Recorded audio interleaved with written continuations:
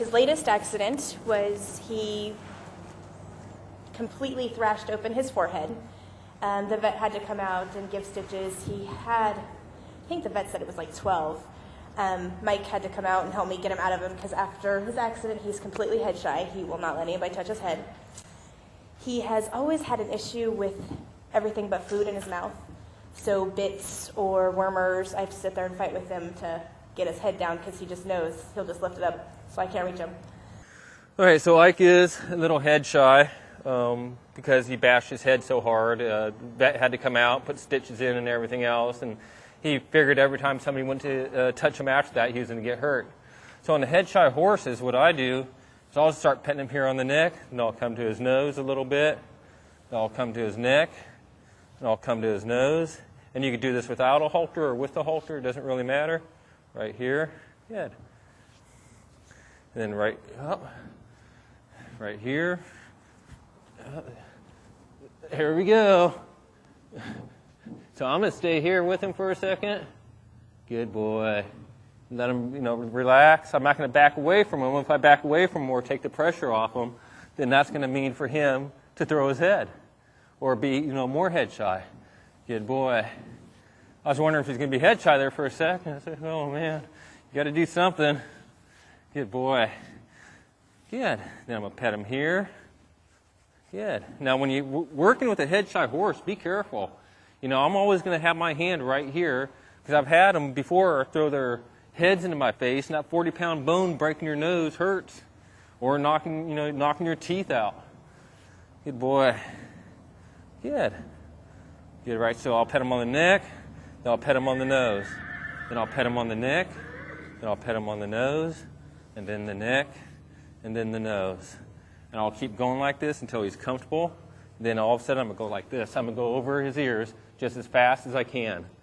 This as fast as I can take my hand over his ears, I'm going to. By the time he reacted, my hand was already back here on his neck again. Good, so you just want to keep doing this. Now the next thing you'd want to do is you want to put one hand on his pull, one hand on his nose, and you're just going to rest your hands here. The second he drops his ears, right there, even a quarter of an inch, just watch the tip of his ear right here.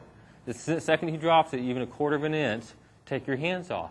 It doesn't matter if he throws his head up 7 feet in the air. As soon as it comes down a quarter of an inch, take the pressure away, whether you keep your hands up there or not. Good boy. Good. Right there. Oh, good boy. That was a nice one. Good. So just tell him he's a good boy, and that's about where I want his head. With the head shy horse, now I'm above his head now. You got an itch. I'm above his head now. No. If he does that, then I'll just go back to asking him to lower his head again. Good. Good boy. Good. I'm still right here. Good boy. Good. Good, right there. Now I can start going over his ears again. Now his head's about where I want it. Good boy. And this is the first part into haltering and bridling your horses. It's the first part into teaching your horses how to accept the wormers. Good boy. So this is about where we want him at. Good boy. And then I want to come over and put my arm over here. And I would never lock my hand down right here, my elbow down. Because if I did and he threw his head up, I'd get hurt. So I want to make sure my hand can always come off his neck. My shoulders going to come off his neck. If I lock my hand down here or lock down right here, he could throw me up in the air. So I'd want to be careful. So if he did throw his head up, my elbow would come off. Good boy. So we're going to sit here and play with his head a little bit more. Yeah. Good boy. Good. Good boy. Good for you. All right, so now when it comes to haltering them, I'm going to pick up my halter. You don't have to have the lead line on when you're doing it. It just gets in the way. Good boy. And depending whether your horse has ever had a halter on or not, if they never had a halter on, I'll leave the halter right here on my arm, and then I'll start asking him to lower his head. Every time he lowers his head, his nose comes closer to the halter. So if I'm right here, good. His nose is going to start becoming a lot closer to the halter. And then what I'll do is I'll put it right here, then right here, then right here, then right here. Then eventually I'll have it in my hand, and I'll come up to him like this. And that's with a horse that's never had a halter on before. Horses that are just bad at accepting halters, I'll hold it in my hand like it is right here. Good. And I'll have him start lowering his head, lowering his nose into it. Good boy, just like that. Good for you. And then again. Good. And again. Good boy. Good. Come on. Oh, come back over here, buddy. And lower your head. And again. Good. And again. And then what we could do after a while, hey, what we can do,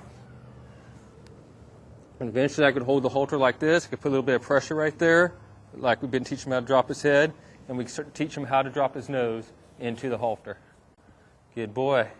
Then take it off, then hold it down here, kiss to him, put a little bit of pressure up here. Good boy right there, I'll take that. Then you just put it on. All right, good boy. Oh, if he does that, keep the pressure on. Ask him to bring his head back down. Good boy. We'll do it again. There you go, right there. And then eventually, when you kiss to him, you show him the halter, he'll just put his own nose in the halter. Good boy. Good. Okay. So next, thank you. So there's head shyness. There's your halter into bridling. Again, we got to go over some more steps here. I want to make sure he's going to be okay. So that would not be okay. If he threw his head up there and I had the bit in my hand, it would bang his teeth. So I'm going to play around with his nose here for a few minutes. Drop your head, play with your nose. Good boy. Just like that. Good. Once he's good with this, good. Lower your head just a little bit more. Good. Good boy. Now I'm going to stick my finger in his mouth. And if he opens his mouth, great. And then you're going to want to start putting 1 and 1 together, or 1 and 2 together. I'm going to have him drop his head right there. Put my hand under here. And I'm going to ask him to open his mouth. Right there. Good boy. Good. And again. Right there. Good boy. Good. And again.